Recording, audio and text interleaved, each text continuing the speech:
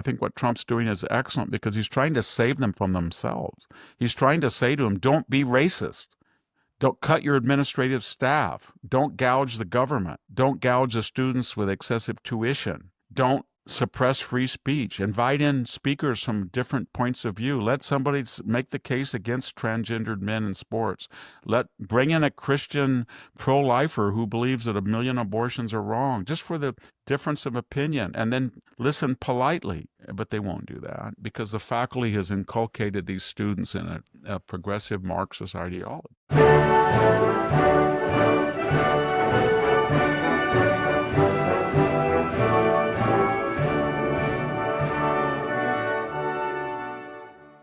Hello, ladies and gentlemen. Welcome to the Victor Davis Hanson Show. That's Victor taking a drink over there. I'm Jack Fowler, the host.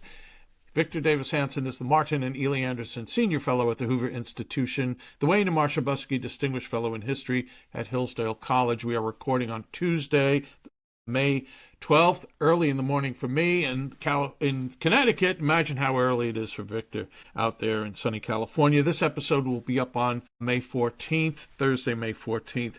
Victor, any number of things to get your take on. John Fetterman, who's in the bullseye for a lot of people, mostly the Democrat Party now. We have Columbia riots. We have the airplane from Qatar. We have whites from South Africa who are now non-persons to the Episcopal Church in America, which had a program to resettle people here in the U.S. And you wrote a great piece, Victor, the Decivilizing of America. That and other things will... Appliance Freedom Day, Donald Trump's executive order on appliances. All that we'll get to when we come back from these important messages. We are back with the Victor Davis Hanson Show. Victor, I guess I'd like to start by getting your take on John Fetterman, who is in the crosshairs of the Democrat Party. This kind of like a Joe Biden-ish, oh, well, he really had these problems, coming out after the fact. Let's tell the truth after the fact. Staffers who are now hanging him out to dry. He's a complicated character, Victor. Maybe he's a victim also. What's your take on the recent news? There's two considerations. There's the actual health of him, and then there's the hypocrisy which each side accuses the other. But the barometer of which side is accurate depends on the course of his illness. So when he was in the primaries, and then he won, and then he had a major stroke. So that was evident when he was debating Dr. Oz. He didn't really follow the questions. He did an interview where he was non-compos mentis. I think an accurate diagnosis would be that he was in more severe cognitive decline than was Joe Biden during that race. But unlike Joe Biden, he had a potential for recovery because he was still young. And that was a stroke. It wasn't a permanent Alzheimer's dementia. So here was the reaction to that by the Democrats was, he's fine. He's all right. How dare you pick on the elderly? You're picking on the handicapped. And that was a very effective campaign trope, especially with Dr. Oz, they said, you're a doctor. You should know better. So he won, squeaked by, 1 or 2 points. I think it was 3 points. So then he started to improve, as everybody knew he would. And they were happy with him. He was their model for the swing state, man of the people, the way he looked, even though he was from a rich family, his dad was an insurance company person, he kind of floated around. He married a left-wing, I think Brazilian or Latin American. They loved him. Then came October 7th, and he was not just outrage at Hamas, but he was fanatically pro-Israel in the fashion that older Democrats had been, including Nancy Pelosi, Chuck Schumer, etc. And he even went on top of his house, remember, Jack? And he waved flags and he shouted at protesters. So then he met with Donald Trump. He said that although he voted against Pete Hegseth, he could imagine voting for him. Put that all together, and he was an apostate. So then the narrative changed from he made a fantastic recovery, to he was demented and he should be removed. But it was obvious that the grounds for removal were not medical. They were unorthodox left-wing views. The Republicans were pretty consistent. They said that when he was debilitated, he shouldn't be senator. And then, even though he was left-wing senator, let's say prior to October 7th, there were no Republicans that said he should be removed because he's demented. In other words, they said, well, he had a bad primary, a bad election against Oz, and then he went in for depression, got treated. But then, we just left him alone. He was just a typical Democrat. He seemed fine. He dressed eccentrically, but he was okay. So they were consistent. And now the Democrats, it's very, I think somebody wrote about that. It's very similar to what the Soviet Union did with Sarkov and others. They would say, they said Solzhenitsyn. These people they're wonderful people, but they completely insane now. They have to be hospitalized. That's what the Democratic left does. So they turned on him, and they're going to primary him probably. You remember the reporter from NBC, a woman, I don't remember her name, but she had the temerity to ask him about his health during the campaign and how the rest of the media just beat the crap out of her. Yeah. Yeah. Well, yeah, they got really angry. And of course, AOC hates his guts. The problem the Democrats have with him is you can make the argument that at least in a general election, he better reflects the views of the majority of Pennsylvanians. The $64,000 question is, does he reflect a majority view of the Democrats? So he will win a general election unless it's a good Republican, but he will not win a primary if the Pennsylvania Democratic Party is loony. And I don't know if it is or not. I think it is, Victor. I saw some poll just by happenstance. Josh Shapiro, the governor, the Democrat governor, has, I think, 82% approval rating, and I'm pretty sure Fetterman's is under 50%. This is among Democrats. Yeah, so I think he'll be like, he's like Joe Manchin, and he's like Sinema in Arizona. And once they cross that line, the Democratic Party sends out the word to its subordinates. So the media then just stops giving them favorable coverage. The media stops giving them softball interviews. The big donor class is ordered not to give them any money. The state Republican caucuses are told not to endorse him. They find a primary candidate, and they can get rid of him. That's what they do. Yeah. And that just like they created Joe Biden in 2020, they got rid of Sanders, they got rid of Warren, they got rid of Buttigieg, they coronated him, and then when he was no longer useful, they got rid of Biden. That's what they do. Yeah. And they mask it by saying they're the party of democracy. They're not. They're the party of the inside cabal. I don't see how we've talked about this, Victor. You've shared your thoughts. I just don't see at what point they make a U-turn, where they hit bottom, where they stop radicalizing and say this is not working. They have to be beaten. Remember that after Watergate, so 68 was a very close election. Humphrey was a centrist. Another week, he was closing fast. He probably would have beat Nixon. But then Nixon had a spectacular first term economically and China. And so the reaction to the loss of Humphrey was this radical McGovern. He was saying, we're going to cut down carrier groups by half. We're going to give everybody a guaranteed income. We're going to slash the defense budget by a third. And that was the beginning of I guess you'd call them the neoconservative defection. That was when Norman Podhoretz and those people started. They didn't really, I don't think they voted for McGovern. They weren't Reaganites yet. Carter was what finished them off. But my point is that party went really left wing. So then they got together and they decided they had to go back to the winning paradigm, and that was a Southern Democrat, Southern accented person like LBJ, who was a liberal, but he's from the South, so people said he's not crazy. So then they went and nominated Jimmy Carter, who won. Then they went back to the failed paradigm. They nominated Mondale, who lost. They nominated the liberal Northeasterner or Central Northerner always will lose because he's a force multiplier of liberalism. Then they nominated Mike Dukakis. He kind of ran a stealth campaign too. He said it's not about ideology, it's about competence. And he kind of talked like a technocrat. And he lost. Then they got smart and said, 92, we're going to go back to the LBJ, Jimmy Carter paradigm. And they didn't, they doubled down. They got two liberals who had Southern accents from the South, Tennessee and Arkansas, Clinton and Gore, and they won the popular vote.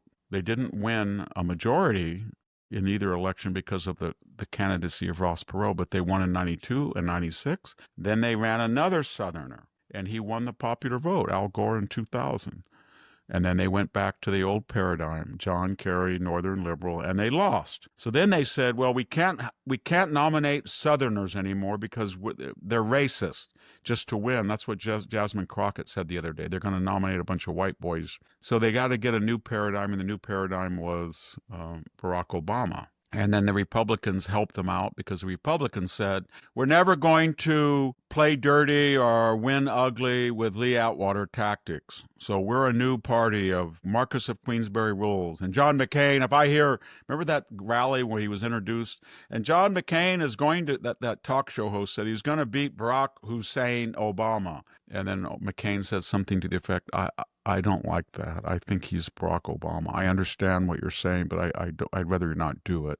And then Mitt Romney was, Marquess of Queensberry Park. And then they lost. So that's what each party does. When the Republicans get a fine, upstanding gentleman who is a rhino and has no strong conservative beliefs, and they think they're going to capture independence, whatever independence they capture, they lose the base. 8 or 10 million people stay home.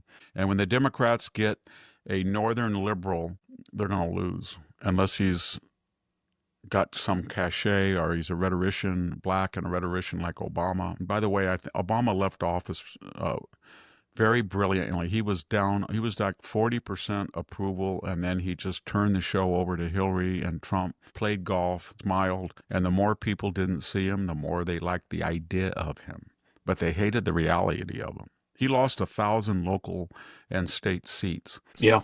So. Yeah, Republicans, I think, controlled more legislatures totally with governors than ever before, thanks to Barack.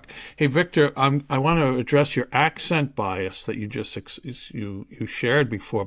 Victor, I dare to mention accent. I know there are a number of listeners or viewers of the show that have a thing about Bronx accents, but to quote Lady Gaga, I was born that way. There's an article, and we'll just go through this quickly because there were other big stories to get your take on.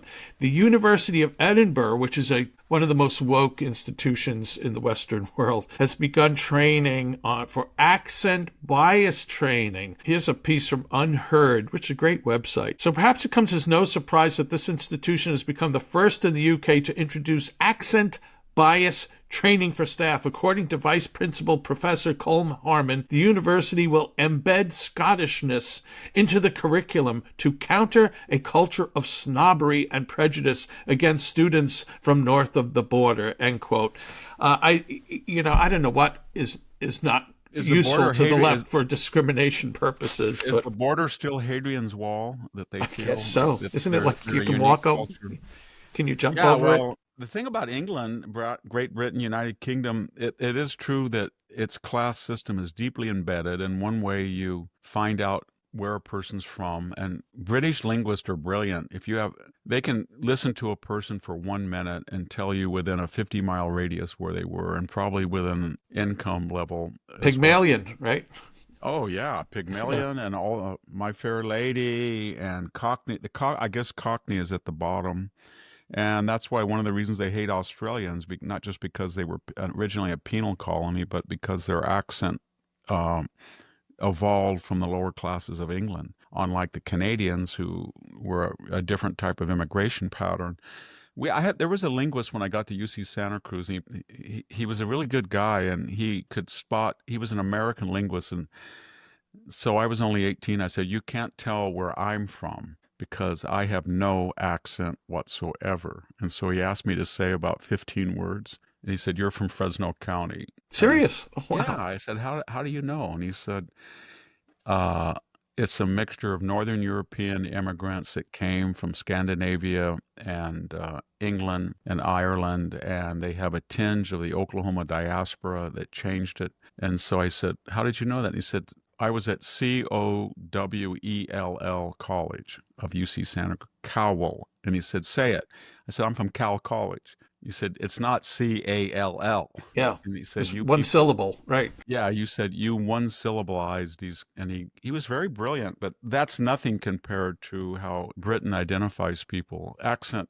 And you know where you really see it are Indian immigrants into Britain and from Africa, and the degree to which they take instructions on the Queen's English and the accent of the London elite, British, they feel that they have much more success in business and government everywhere by their accent. Yeah. It's not just class or race, it's accent really. And here in America, we just all we do is kind of favor a flat, no accented anchor woman or man. But I guess you would say that in what we do is we are prejudiced against Southern accents. I feel people are prejudiced against them, especially the Oklahoma, Arkansas diaspora that came out for the land rush from the dispossessed white classes after the Civil War that went north. Appalachia also, yeah. Yes, and Yep. Appalachia, and then the Mississippi, Louisiana, deep Georgia, Florida, upper.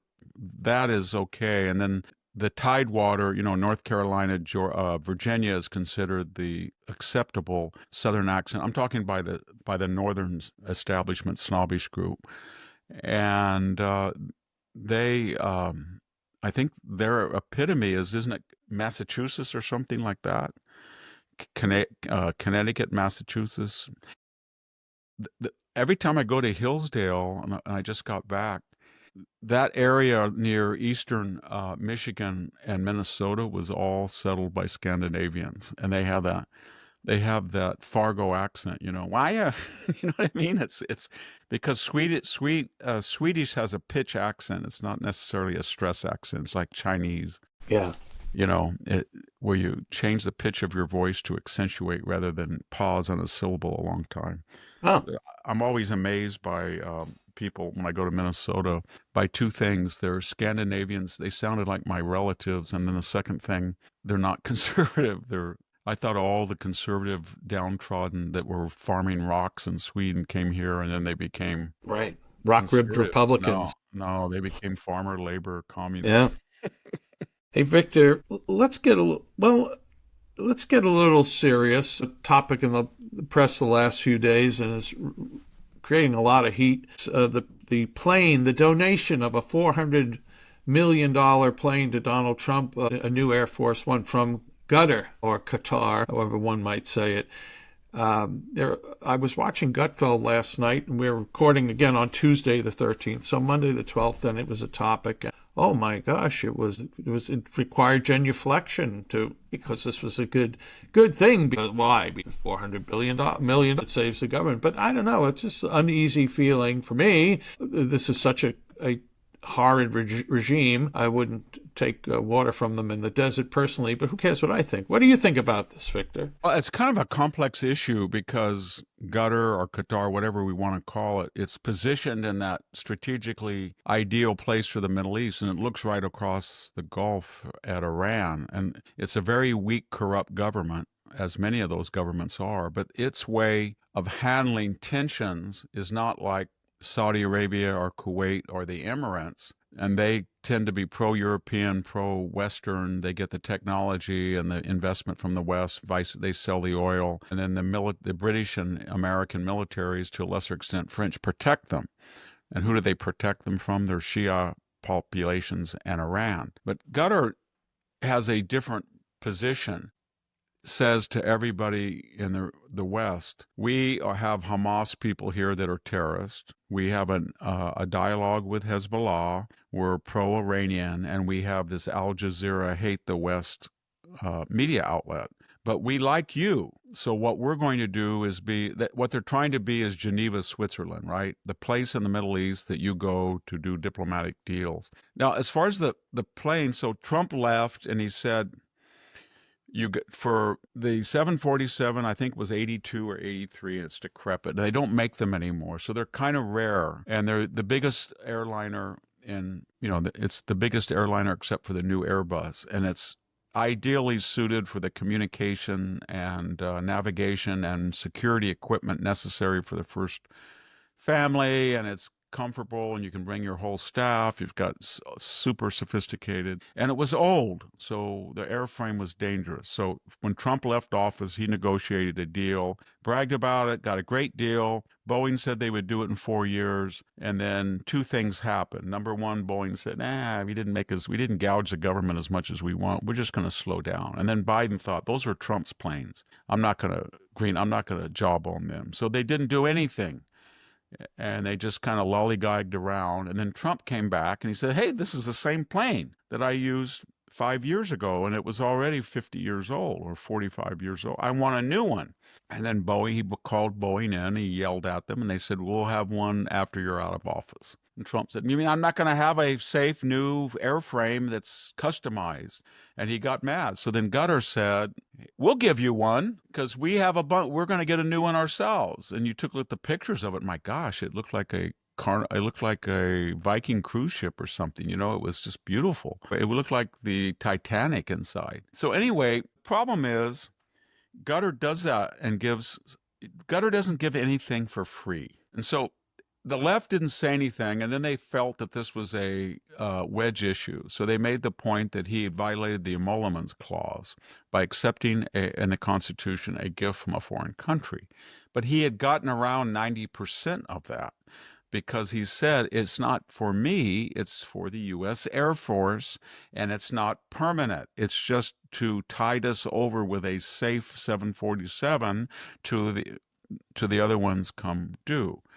So far, mostly good. I would mind everybody that's angry about it that Qatar right before the Gulf War built a $1 billion base, and they wanted the United States there. And then they announced the United States could have it without even a lease and do whatever it wanted. You could put a B-1 there, you could put a B-2 there, you could attack another Arab. Just come here so that the Saudis and everybody doesn't push us around for being pro-Iranian, and the Iranians don't take advantage of us because we're pro-Iranian. So we did. It was a $1 billion gift to the U.S. military. I was very suspicious about that. And then I think right before COVID, the United States said, well, we want these two 12,000-foot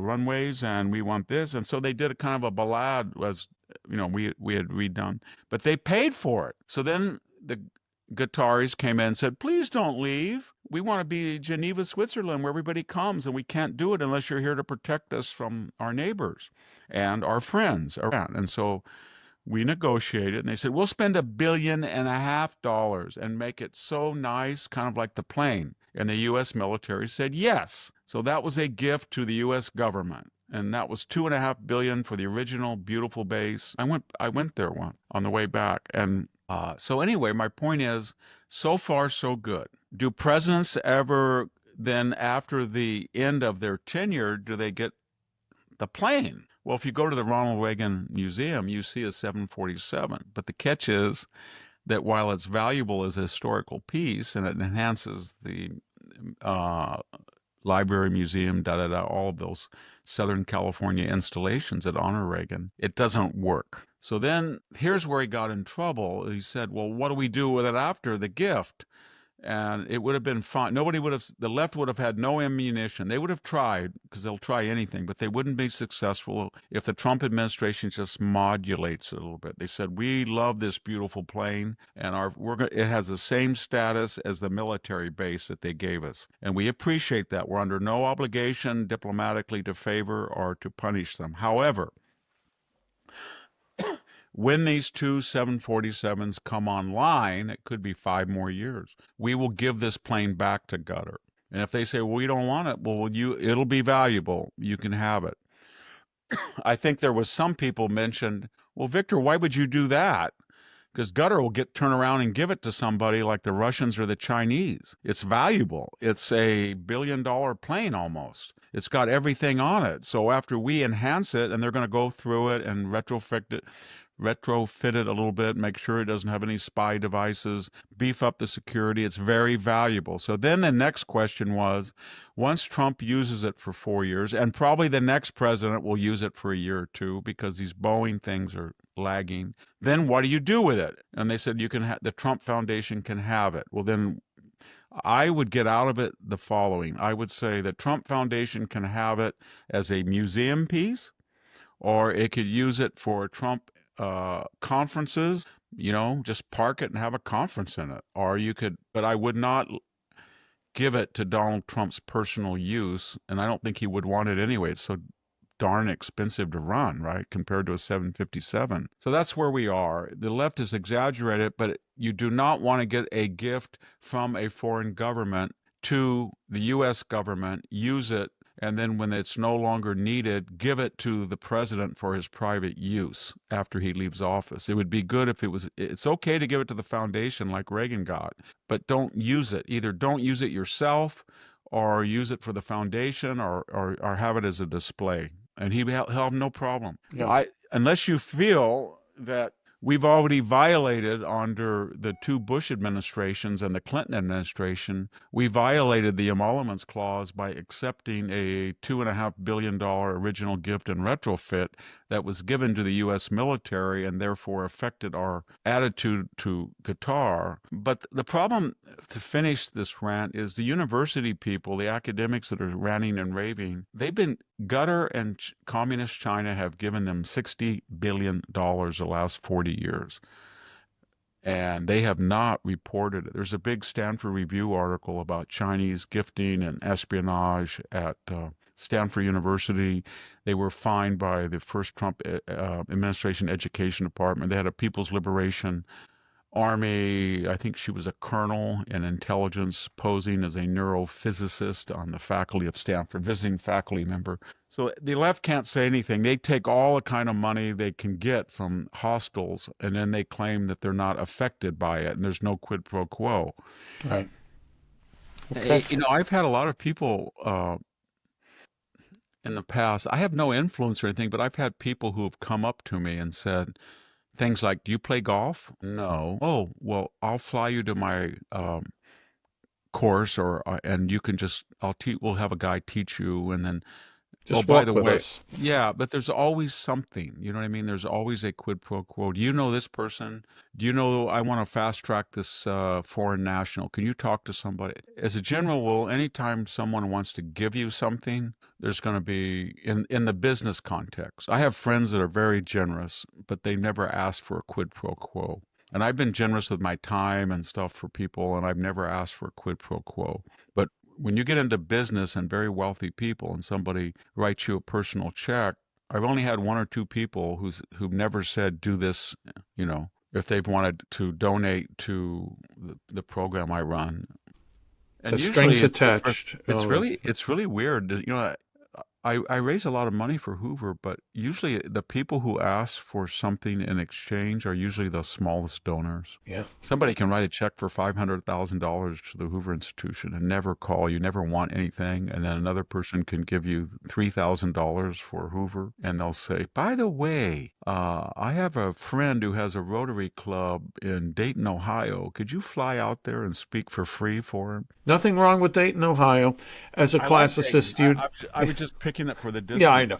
As a classicist, it's got I think it has a beautiful Air Force museum. I spent a day there. I spoke at the University of Dayton. Isn't there that's where they keep the UFOs? Is it in Dayton? Yeah, isn't the University of Dayton a Catholic university? Yeah. Yeah. I went there once. I shouldn't say one. I got snowed in there for 3 days. And you still came out of it a Protestant. I also blew my head gasket driving to. I blew the head gasket driving in an old Mazda 626 in 2001, going to the Naval Academy. How many miles did that car have? You wouldn't believe it. It was only like 31,000 miles. The Mazda 626s in the early part of the century were a piece of junk. Okay. And I just talked to somebody about a Mazda version of the CRV, and they said it's the most beautiful car. It's got a Toyota engine. It runs wonderfully. So they've really upped their game, I guess. Well, Victor, beware of Greeks bearing gifts. Thank you. We've got a couple of other things to get your opinion on. I guess maybe we should start off with crickets and then talk about the Episcopal Church and its racial calibration of how it engages in charity. And we will do that when we come back from these important messages. If you're a homeowner, you need to listen to this.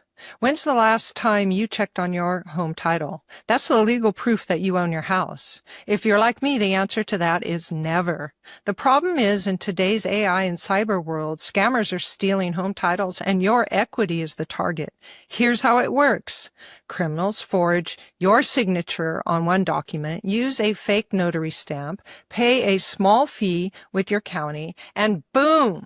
Your home title has been transferred out of your name.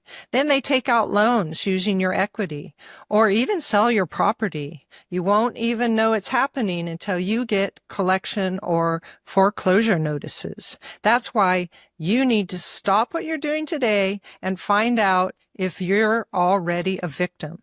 Go to hometitlelock.com/Victor to make sure your title is still in your name. And you'll also get a free title history report, plus a free 14-day trial of their $1 million triple lock protection.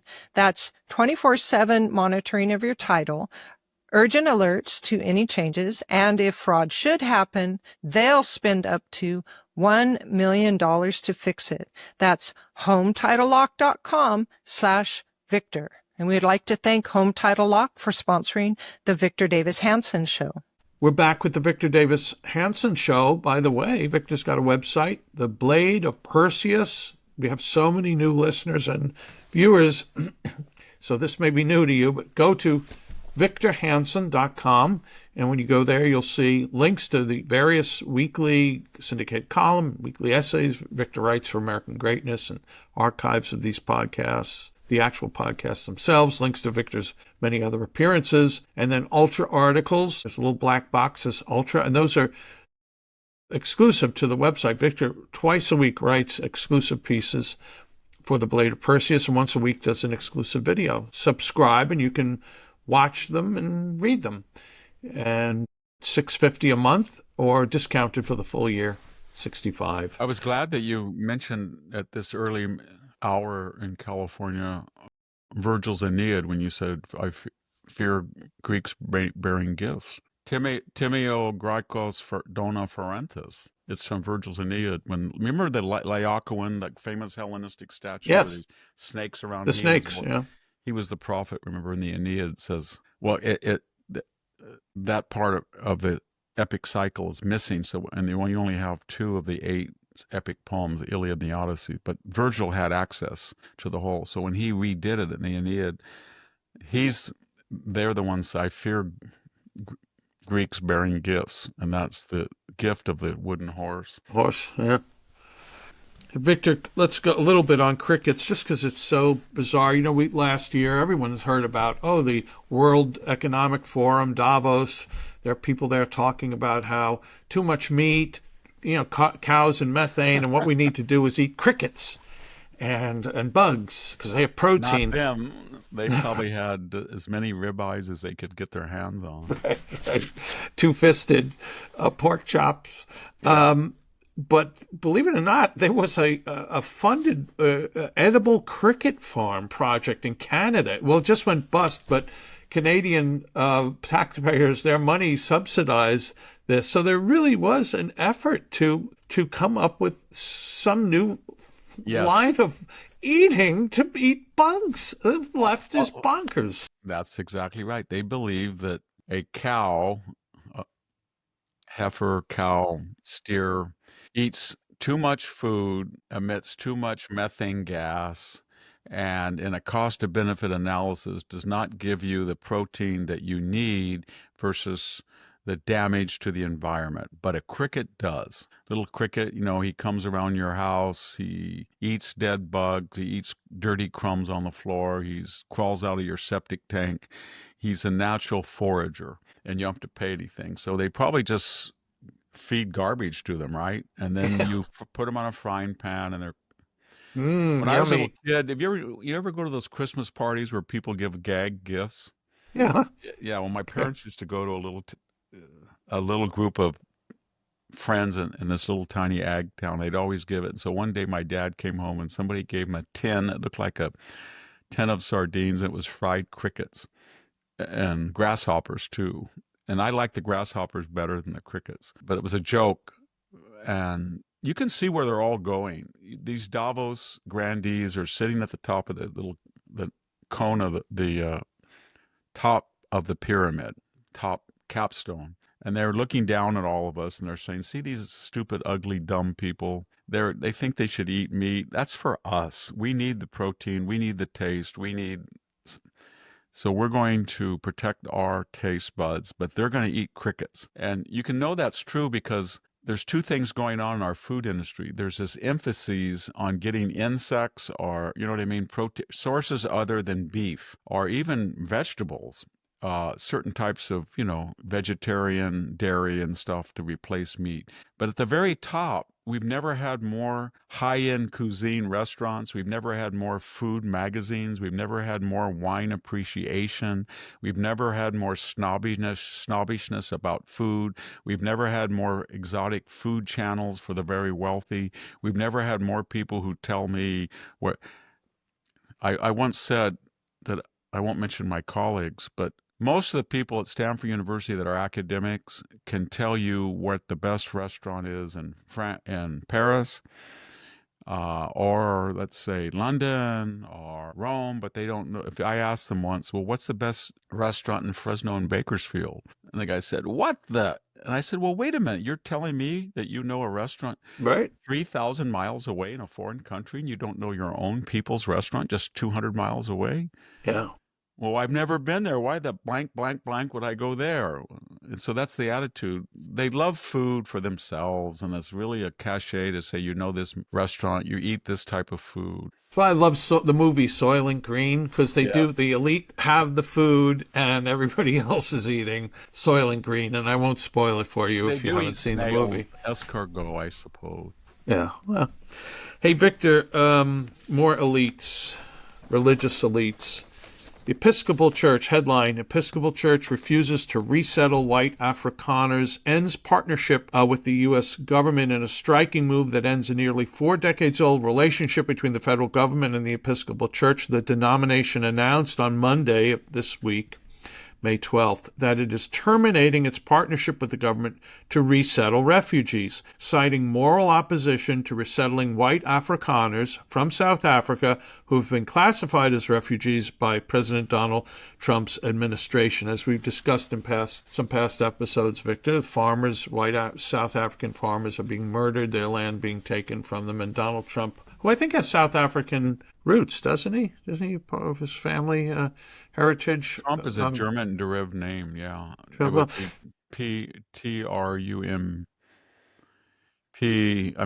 FP or PH. Well, it could, but regard whether he does or doesn't. This is British. His father was Germanic, but they've been there 9 generations, 9 from the 17th century.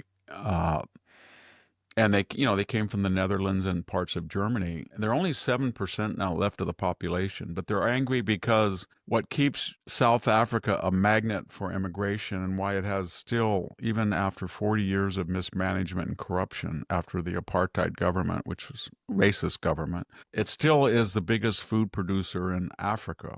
And half of the land still belongs to this so-called white population, which is 7 to 10%, depending on whether it's Afrikaner or English.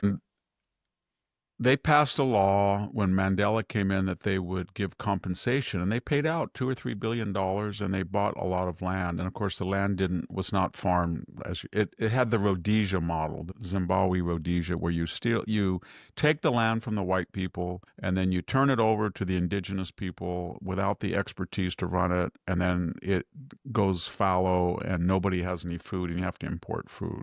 And they understand that now in South Africa. But now they haven't. This new government is going to confiscate land without compensation.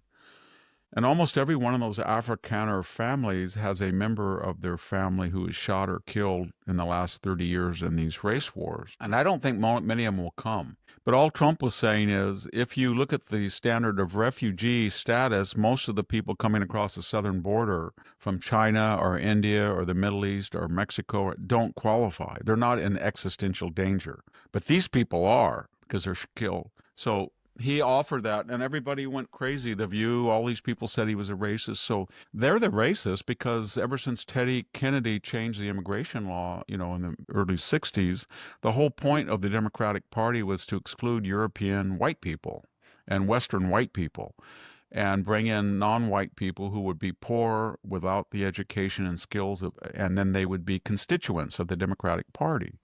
And that's what they did. I don't know if they're going to continue to do that because, as we said earlier, the Rasmussen the poll showed 62% of Hispanics are for Trump, 39% of African Americans are. But anyway, I don't think a lot of people are going to come. They're going to stick it out. They've been there for 100 and 200 years. They've been there longer than some of the black people who migrated into South Africa. Well, I'm going to interrupt. I would like to say you have probably a greater sensitivity to this than most people. I mean, you're a person of the land, what, fifth generation of that? Yeah, that came up to me a lot when I was at Cal State Fresno, because in the 80s, there was a really strong La Raza department. And then when I wrote Mexifornia, I came to school one day and the Daily Collegian had my face with a bullseye on it, like a target. And I went over there and talked to the advisor, which basically was his family was doing it. And then I went to the president and said, this is inflammatory. You know what I mean? I'm walking across campus, and if they're disseminating this voice of Atzilan to all the students and I have a big bullseye to shoot me, what are you going to do about it? You know what he said? I won't mention his name, but he basically said, you shouldn't have written the book. The book, by the way, Mexifornia, is a call for integration, intermarriage, assimilation, and not to downplay race on all people's side and to limit immigration so that we can fully absorb people in the American civic tradition. Okay, wasn't very radical at all, but the point I'm making is that so then I gave a talk at the Fresno County Library, and a woman came up, started screaming and yelling at me about indigenous people. You're not an indigenous person, you're a colonizer. And I said, could I ask you a question? When did you come here? When did you come to California?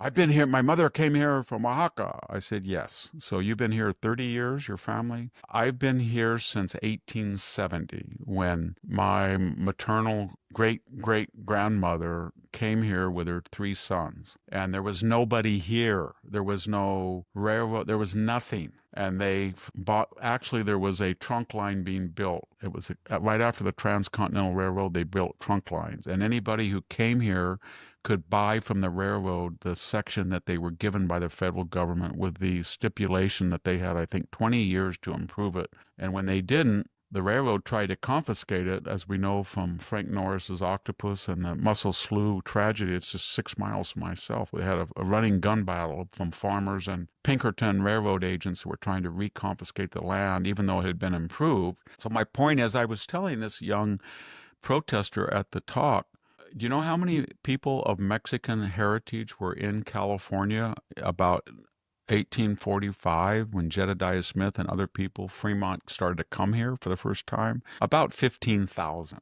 And where did they get the land from? They got the land from Spain after the Mexican Revolution, and the first Mexican Revolution. And where did the Mexicans get the land? They got the land from indigenous peoples. And where did the indigenous peoples get the land? They got it from another indigenous peoples tribe. So in that sense, that was a racist argument. She thought just because I was a white person that I was an interloper. That's the word she used. Interloper. You're an interloper. All you white people. It was a big La Raza, turned all the land back to Mexico. Then I got in a bigger trouble because I quoted a Pew International poll, and I'm doing this by memory. Gosh, that was in 2001, right before 9/11. So then I said, there is a Pew International poll, and can you please tell me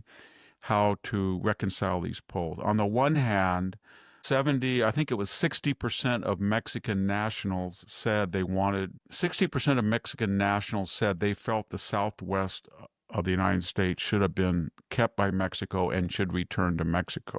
Okay. A slightly greater percentage, 67%, said if given the chance, they would migrate to the United States. So I asked her, would you explain this to me, that a vast majority of Mexican citizens feel that Arizona, California, New Mexico, and Texas should be part of Mexico? And if it were part of Mexico, then a greater percentage would want to leave. So you tell me and what that is. I had a guy I went to high school with, and I said to him, I haven't seen you since high school. And he said, yeah, I was here. He was a Mexican national. He was trying to get a citizenship. And he said, I'm leaving to Oregon because your community has been taken over by illegals.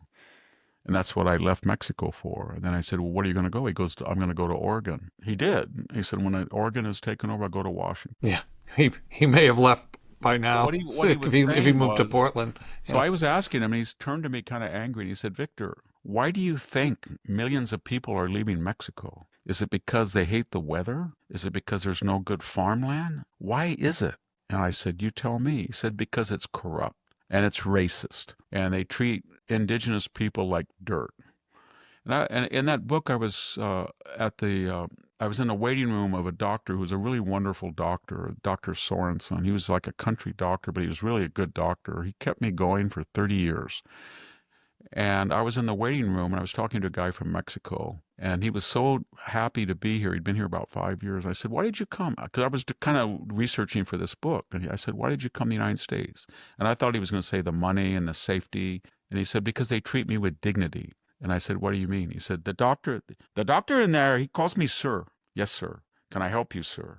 He goes, that had never happened to me in my life in Mexico. I was an Indian. They just treated me like dirt, people from Mexico City. Here in the United States, they call me sir, no matter what.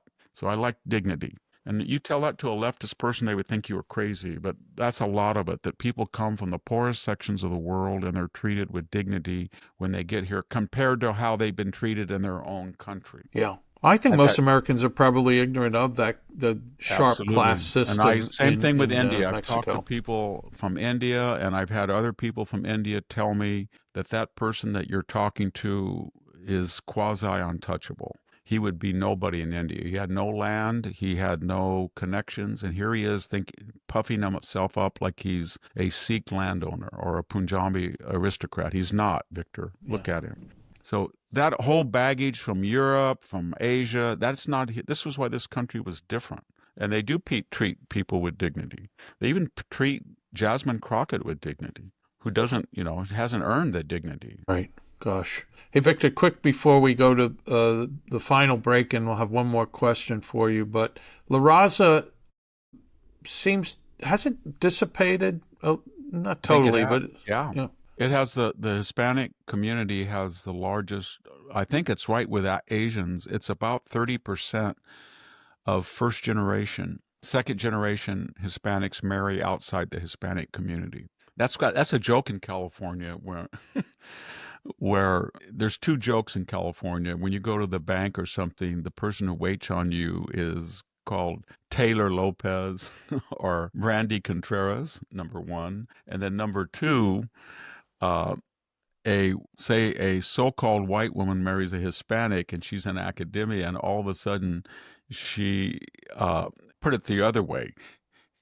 A white guy marries a Mexican woman, and now she's Mary Smith, but she's always Mary Lopez Eurisha Smith. Everybody, what I'm getting at is linguistics really shows you the degree of prejudice. When I was growing up, if you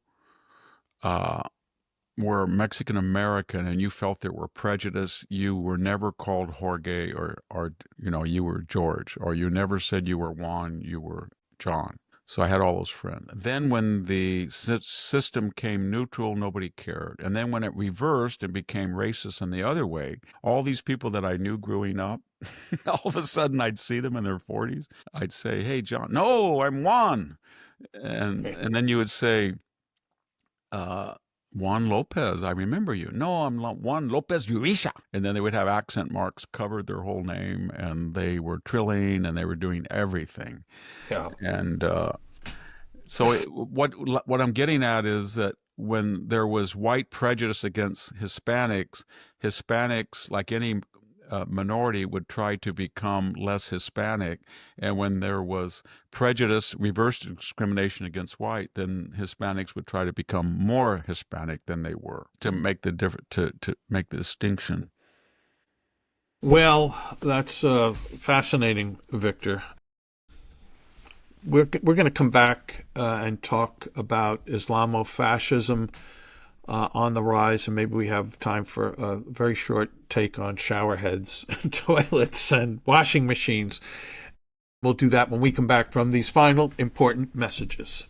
Listen, Americans are fed up with Big Pharma controlling health care, raising prices, restricting access, and making it harder to get the medications they need. That's why more people are turning to All Family Pharmacy. You've probably heard of them. They're a family-owned pharmacy in Florida that does things differently. They put you first, giving you the freedom to order what you need, when you need it, so you're never without essential medications.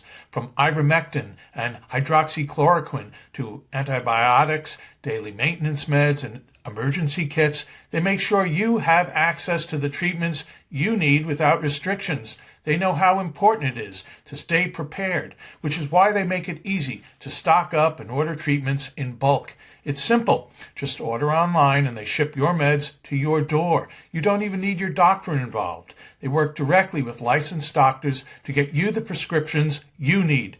Visit their website today and get 10% off your order.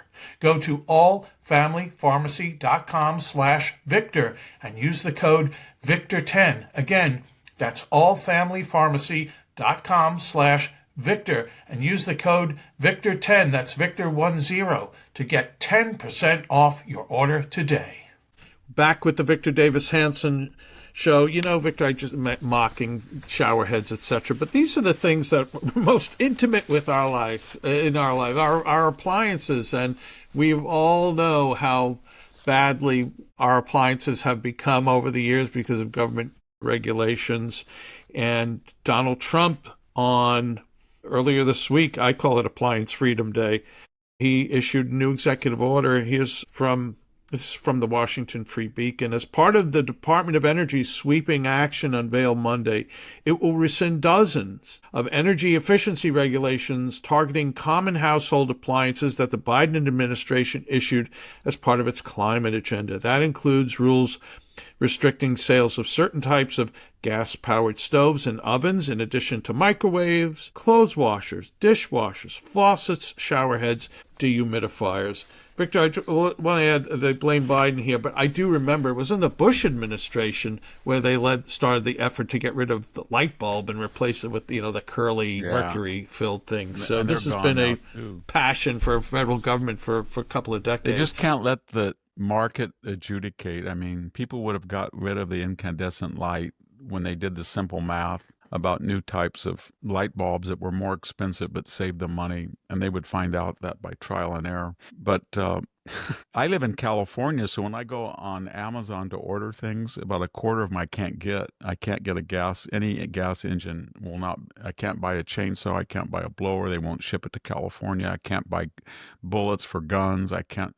Although I was surprised, I bought pellets for a pellet gun the other day to shoot these birds that are defecating over everything. But that's a timely comment. In 1990, Jack, I have a really tiny little laundry room from this ancient house, and I bought those stacked washer dryers from GE. That was the nicest thing they had. It had like a button on, a little dial, high, low, and then one for washer, high, low, and that was it. That thing, I bought it in 1991, and it went out in 2001. It was still working, but it was loud, and the tumbler the bearings were out. I just got rid of it. So I wanted to get one just like it. And they do have one the same dimensions. And it is still made in China and labeled GE. And I couldn't figure it out. It had so many buttons and It's all energy saving, right? And it has an automatic anti-tumbler. If you put tennis shoes in, it will shut. It has everything on it. And it blew up the other day, and the guy came out yesterday and put a new circuit board in it. And I asked him, I said, how often do these things last? He said, that's a long time for these new ones, 5 years. And he said, they go out. I said, I had one for 20. He said, yeah, if you can get one, those are better. Find one. And then, but he said, and then I had a pool pump, quarter horsepower electric motors, two for the clean, one for the pump, one for the cleaner. I got it from 91 to 2000. 91 to 2010. And then all of a sudden, the pool service, it went out. I would just take the motor out, take it in to the electric motor shop. They would redo the wiring, and I'd put it back in, and it ran forever.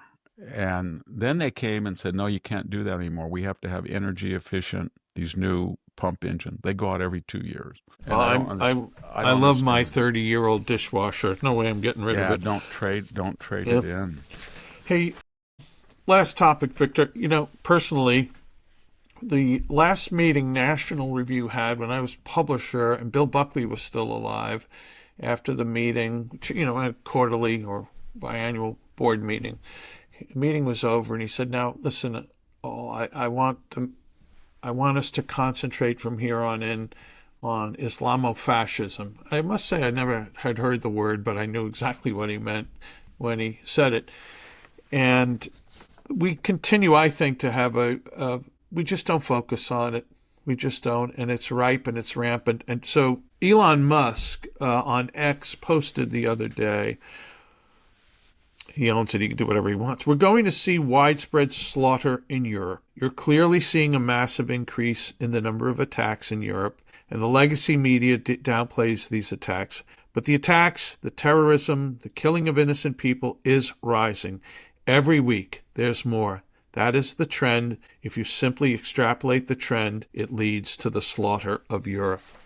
Very frightening, Victor, and so many people in media, including right of center, do not give this the attention it deserves, not only in Europe, but here in America, too. Any thoughts on this? Well, after October 7th, we had open protest in a couple of towns in Michigan that was anti-American and pro-Hamas. And these Columbia people who were arrested the other day, they were just shouting openly anti-American. They wanted to rename this library to a Hamas hero. So, if it looks like a duck and quacks like a duck, it's a duck. We have thousands of people who've come over here on visas. Some of them may be citizens who do not like the United States and feel that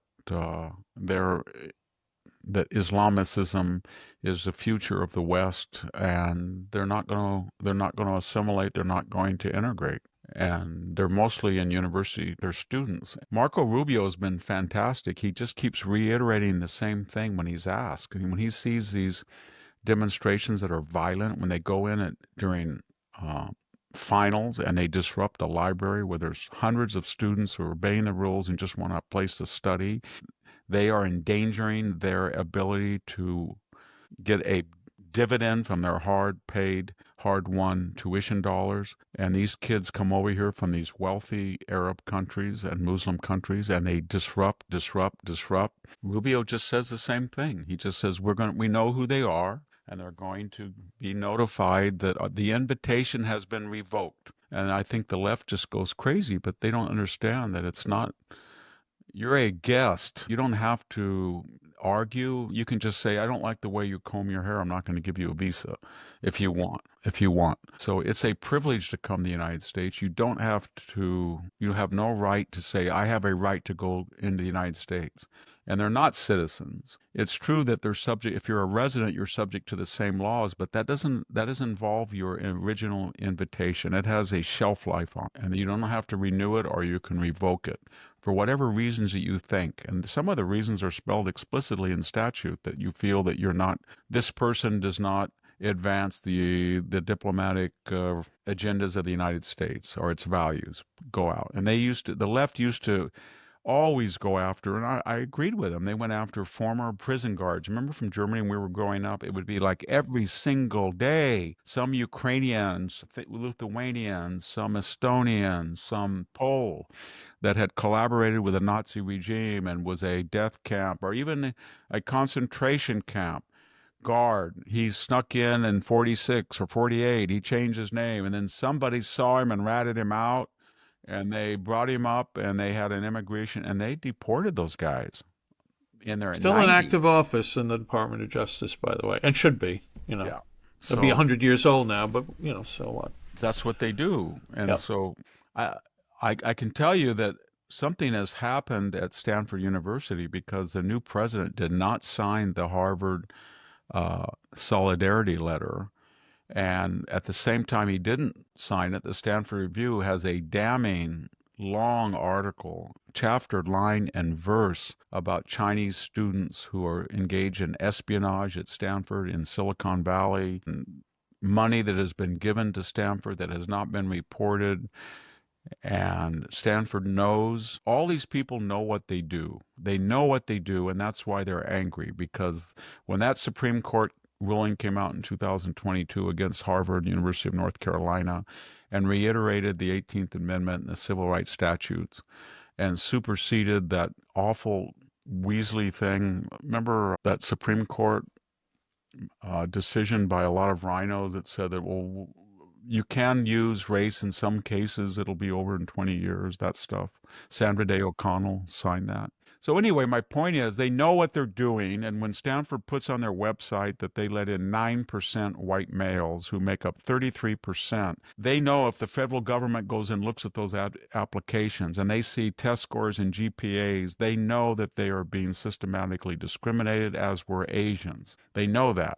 And they knowingly violated the Supreme Court ruling, and they thought they could get away with it. When they have separate graduations and they say they're just auxiliary, they know that that's not true, that they are there for a particular race. And if anybody who is European of a descent said, we're going to have a white European auxiliary, everybody would say, rightly so, that's racist. Same thing with the dorms.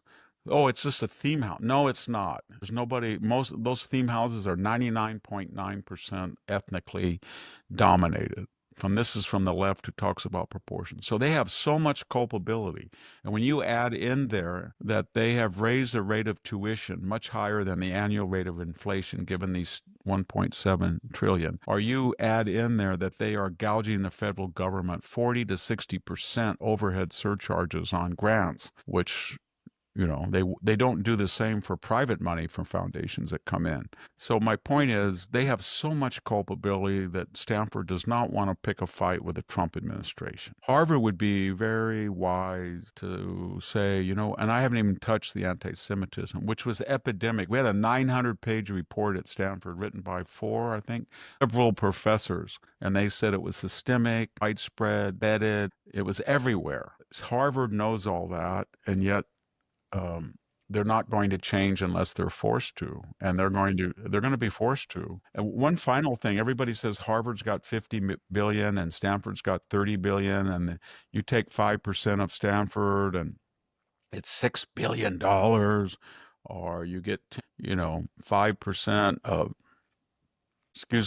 10%, 30 would be 3 million, and they get about half of that, 5%. So they get $1.5 billion, and Harvard probably gets, 7%. They get about $3.5 billion on their endowment. That seems like a lot. Usually their annual budget is twice that, and they can only get it through 3 other sources. They can get it through annual giving, which is way down. They can get it on tuition, and they can get it from the federal government. The federal government, it's going to cost Stanford about $180 million more to charge only 15% overhead on their individual grant getters. And the annual giving is down, especially at the law school. And the tuition will not cover it. And when you look at the endowment interest, all these places have, as you know, Jack, targeted endowment funds. So somebody says, oh, I just love the new Green Deal. I'm willing to give $20 billion to Yale, but I can only do it if you'll set up a new Green Deal recycled sewage lab. Okay, we'll take the money. And or I studied cuneiform, and when I was undergraduate, we don't have a cuneiform professor. I want a professor of cuneiform. I will give you they're all targeted. There's not very much money of those endowments that cover the operating budget. Not enough, at least. So, and Wall Street Journal claims there's 16,000 undergraduate and graduate students at Stanford, and there's 15,000 staffers of administrative sort. So they have a lot of fat that they can cut. But they're going to lose this battle, and I don't want them to lose. I think universities do well. I think what Trump's doing is excellent because he's trying to save them from themselves. He's trying to say to them, don't be racist. Don't cut your administrative staff. Don't gouge the government. Don't gouge the students with excessive tuition. Don't suppress free speech. Invite in speakers from different points of view. Let somebody make the case against transgendered men in sports.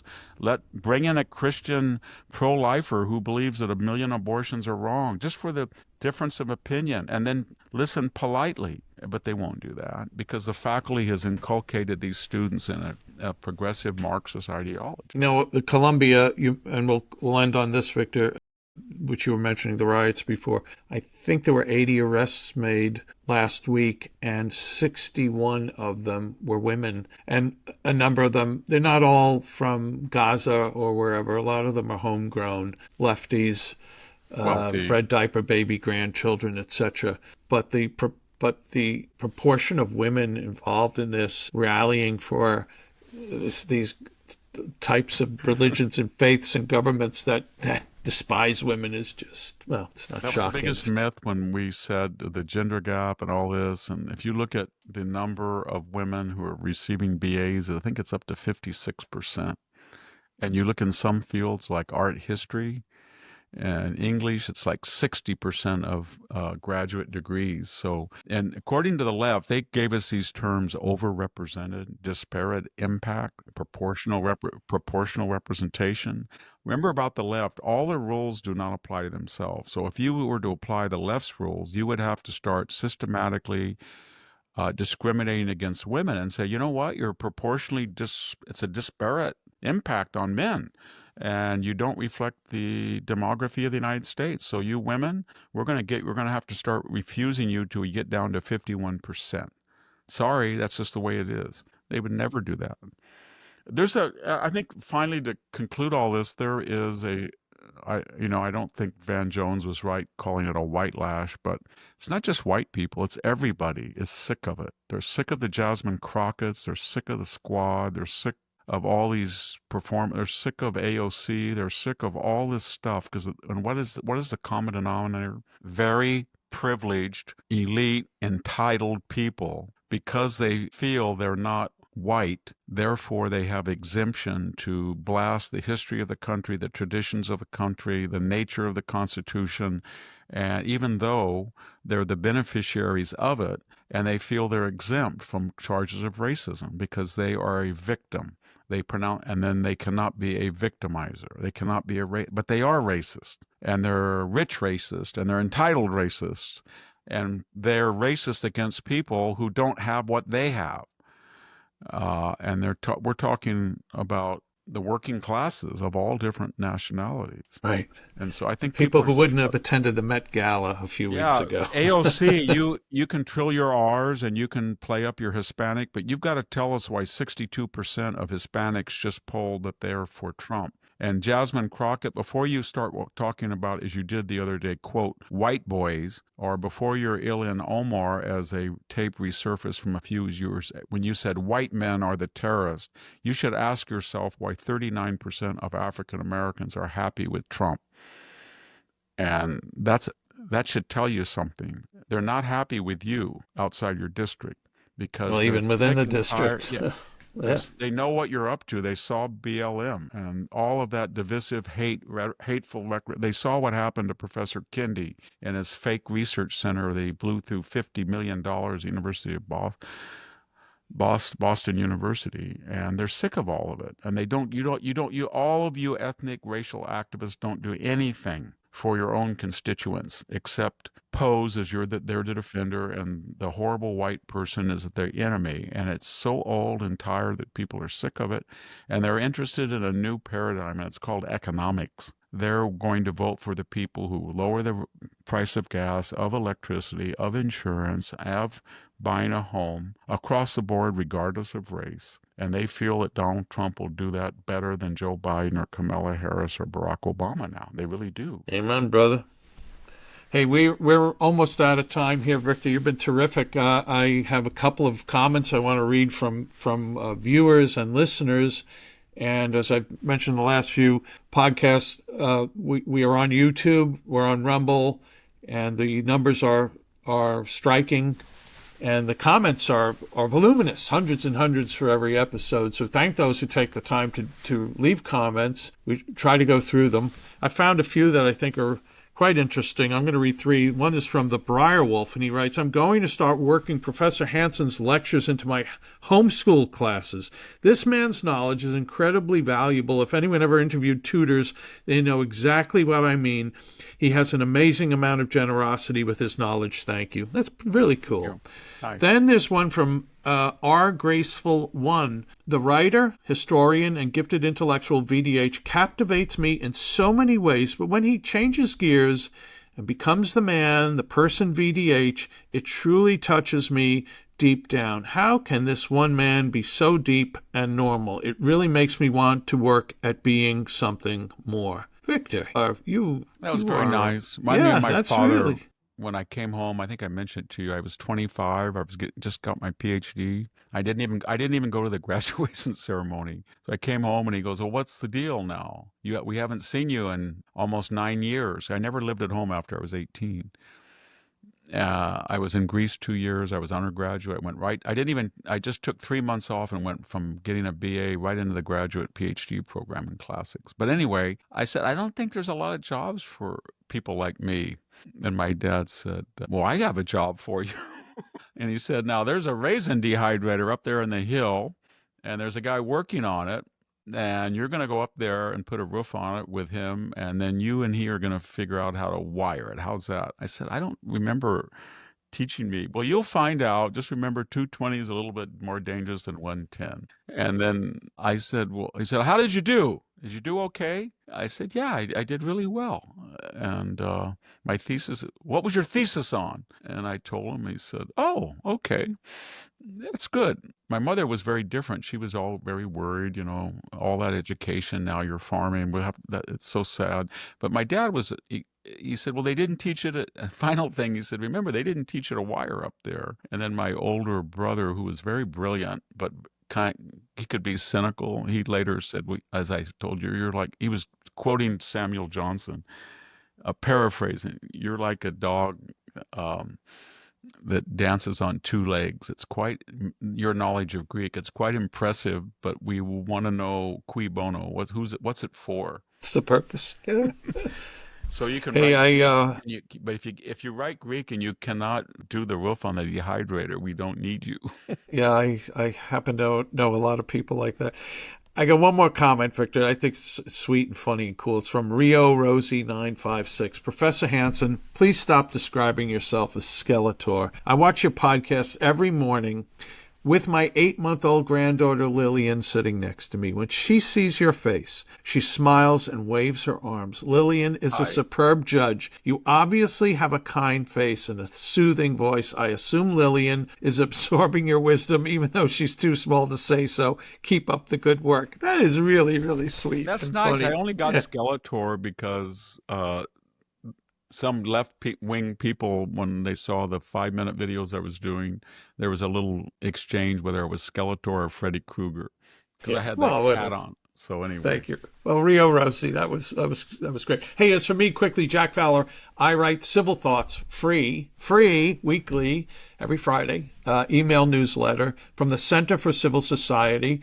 And why do I do that? Well, I want to put together 14 recommended readings just because I think great articles I've come across the previous week that I think people will like. There's No fee. We're not selling your name. I think you'll enjoy it. Check it out. How do you do that? Go to civilthoughts.com, sign up, put your email in. That's it. Yep. Sweet and simple. Again, Victor's website, The Blade of Perseus, victorhanson.com. I think a gift of that to Dad would make a great Father's Day gift that's coming up in a month. So, Victor, you've been terrific. I have 5 minutes to jump. I just got back from Hillsdale, and I'm jumping in the pickup, and my wife and I are driving 240 miles to Newport to speak to the Hoover Institution. Hitting the road in my automobile. Go ahead, man. And then we've got to get back here the next day. All right. Well, so safe travels. Joining everybody. Yeah. So. All right. Thanks, Victor. You've been great. Labyrinth. Okay. Thanks, everybody, folks. For watching. God bless. Bye. Bye-bye.